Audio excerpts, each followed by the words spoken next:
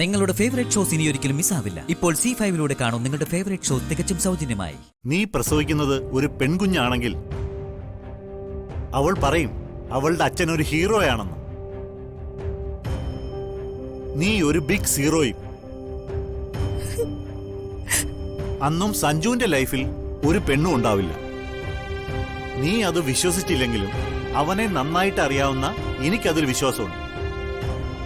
നിന്റെ കുട്ടിക്ക് തിരിച്ചറിവ് വന്ന അച്ഛനെ കാണാൻ പോകും. ഒറ്റപ്പെട്ടു പോയ ആ അച്ഛനെ ആ കുട്ടി കൈവിടില്ല. ജീവിതത്തിൽ പരാജയപ്പെട്ടു പോകുന്നത് നീ മാത്രമാകും മോളെ. നിങ്ങൾക്കൊന്നിക്കാൻ ദൈവമായിട്ട് തന്ന ഒരു അവസരമായിട്ടാ അച്ഛൻ ഇതിനെ കാണുന്നത്. നമ്മുടെ കുടുംബത്തിലേക്ക് പുതിയൊരു അതിഥി വരികയാണ് മോളെ.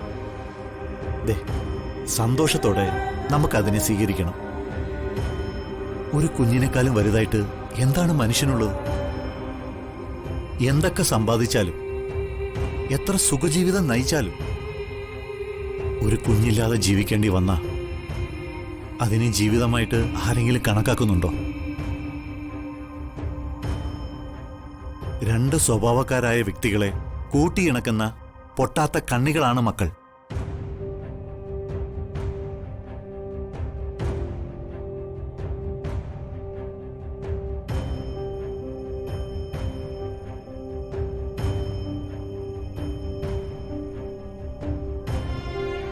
സഞ്ജു അമ്മു നിന്നോട് ആ സത്യം പറഞ്ഞില്ല. അത് വലിയ തെറ്റ് തന്നെയാ. പക്ഷേ തെറ്റുകൾ ശരികൾക്ക് വേണ്ടി മാറാറുണ്ട്. നല്ലതിനു വേണ്ടി കള്ളം പറയുന്നത് തെറ്റായിട്ട് കാണാൻ പറ്റൂ. ഒരു കള്ളം കൊണ്ട് നന്മകൾ വരുമെങ്കിൽ ആ കള്ളം ഒരു അപരാധമായിട്ട് കാണാൻ പറ്റൂ.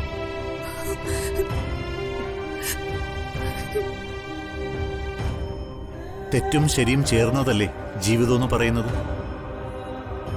തെറ്റ് തിരുത്താൻ മനസ്സുണ്ടായ മാത്രം മതി. ഇവിടെ സഞ്ജു അമ്മുവും തെറ്റ് ചെയ്തത് അവര് സ്വാർത്ഥരായിട്ടല്ല. സഞ്ജുവിന് നീയില്ലാതെ ജീവിക്കാനാവില്ലെന്ന് അമ്മൂനറിയാം.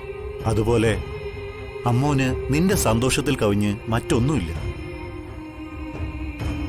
അവരാ സത്യം മറച്ചു വെച്ചുകൊണ്ട് നിനക്കും സഞ്ജുവിനും ഒന്നിച്ച് ജീവിക്കാൻ കഴിഞ്ഞു. അല്ലായിരുന്നെങ്കിൽ നൂല് പൊട്ടിയ പട്ടം പോലെ 3 കോണിലേക്ക് നിങ്ങൾ എന്നെ പറന്നുപോയനെ. മോളെ, ഇനിയെങ്കിലും ശാന്തമായിട്ട് നീയൊന്ന് ആലോചിച്ചു നോക്ക്. അച്ഛൻ നിന്നെ ഒരിക്കലും ഒരു ദുരന്തത്തിലേക്ക് പറഞ്ഞു വിടില്ല. സഞ്ജു ആരാണെന്നും അമ്മു എന്താണെന്നും അറിഞ്ഞിട്ടുള്ളവനാ ഞാൻ. സത്യം നേരത്തെ അറിഞ്ഞിട്ടും ഞാനത് മനസ്സിൽ വെച്ചത് എന്റെ മകൾ ചതിയനായ ഒരു ഭർത്താവിന്റെ കൂടെ കഴിഞ്ഞോട്ടേന്നല്ല. അവൻ ചതിയനായിരുന്നെങ്കിൽ അവന്റെ ചെകിട്ടത്തടിച്ചിട്ട് അച്ഛൻ നിന്നെ കൊണ്ട് ആ വീടിന്റെ പടി ഇറങ്ങുമായിരുന്നു.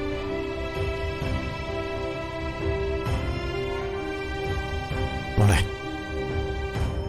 ഞാൻ സഞ്ജുവിനെ വിളിച്ച് വിവരം പറയാം. അവൻ വന്ന് വിളിച്ച മോള് കൂടെ പോണം.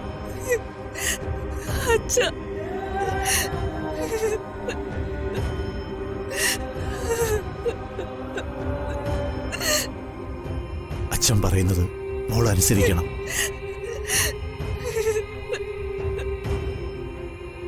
അങ്ങനെ അവന്റെ രണ്ടാം ഭാര്യയായി എന്റെ മോൾ അവിടെ വലിഞ്ഞു കയറി ചെല്ലാൻ പാടില്ല. അമ്മൂനെ അടിച്ചിറക്കി പുണ്യാഹം തളിച്ചിട്ട് മതി എന്റെ മോൾ അവിടെ കാലൂത്തുന്നത്. നീ പറഞ്ഞത് ശരിയാ കാഞ്ചനെ. എന്റെ കുലവും കുടുംബമൊന്നും എനിക്കറിയില്ല. ഞാനൊരു അനാഥയാ.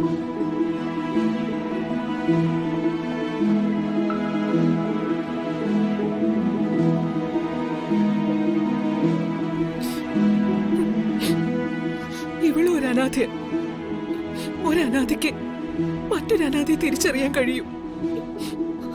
എന്റെ മോന് നല്ലൊരു മനസ്സുണ്ടായതുകൊണ്ട് മരണത്തിലേക്ക് പോയ ഒരു ജീവനെ രക്ഷിച്ചു. പെണ്ണെന്നല്ല ഞാൻ വിശ്വസിക്കുന്നത്, ഒരു ജീവനായിട്ട്. ഇവളെ കൂടെ പൊറപ്പിക്കാന്ന് അവൻ വാക്ക് കൊടുത്തിട്ടല്ല കൂടെ കൊണ്ടുപോകുന്നത്. ഇവൾക്കൊരു ജോലി വാങ്ങിക്കൊടുത്ത് സംരക്ഷിക്കാമെന്ന് വാക്ക് കൊടുത്തിട്ട് അവനിങ്ങോട്ട് കൂട്ടിക്കൊണ്ടുവന്നത്.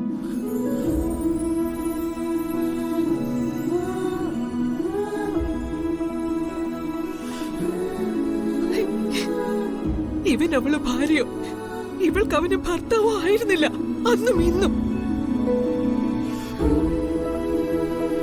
അമേരിക്കയിലെ വലിയ ഡോക്ടേഴ്സ് ഒക്കെ കൈയൊഴിഞ്ഞിട്ടും നിന്റെ മകൾ നിന്റെ മുന്നിൽ നടന്നു കാണുന്നത് നീ അടിച്ച് നാട് കടത്താൻ വന്ന ഈ പാവം പെണ്ണ് കാരണോ? ആ മനയിൽ നടന്നതൊക്കെ മറന്ന് സംസാരിക്കാൻ നിനക്കേ കഴിയും.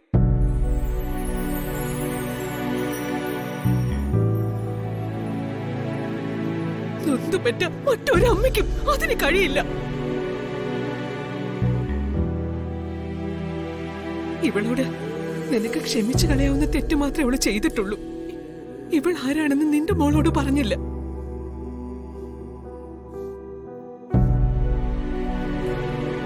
ഇവളത് പറയാതിരുന്നത് സഞ്ജുവിനും ശ്രീകുട്ടിക്കും ഒരു ജീവിതം കിട്ടാൻ വേണ്ടിയാ.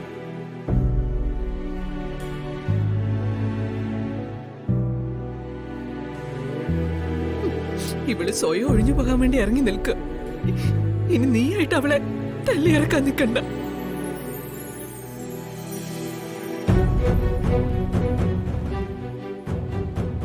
ഇരുപത്തിയേഴ് വർഷം മുൻപ് നീ ഈ വീട് വിട്ടു പോകാൻ കാരണം ഞാനായിരുന്നല്ലോ. മുകുന്ദേട്ടൻ ഒരു അനാഥ പെണ്ണിനെ കൈപിടിച്ചു കൊണ്ടുവന്നിട്ട് ആ തെറ്റ് എനിക്ക് തിരുത്താൻ സമയമായി. ഇവൾക്കൊപ്പം ഞാനും ഈ വീടിന്റെ പടിയിറങ്ങുക. ദേവി, അയ്യോ അരുതേ അമ്മേ, ഞാൻ പോയിക്കോളാം.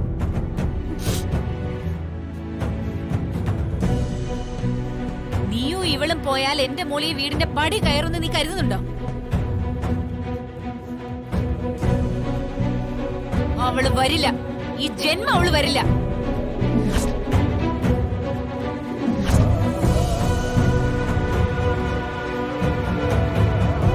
ശ്രീദേവി, നീ ഒരിക്കൽ ഈ കുടുംബം തകർത്തതുപോലെ ഇവള് എന്റെ മോളുടെ ജീവിതം തകർത്തെറിഞ്ഞിട്ട് ഇവിടുന്ന് പോകുന്നത്.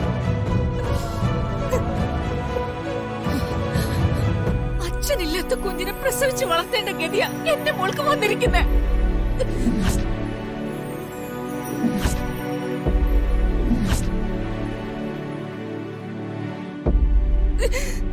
ശ്രീകുട്ടി പ്രഗ്നന്റാ.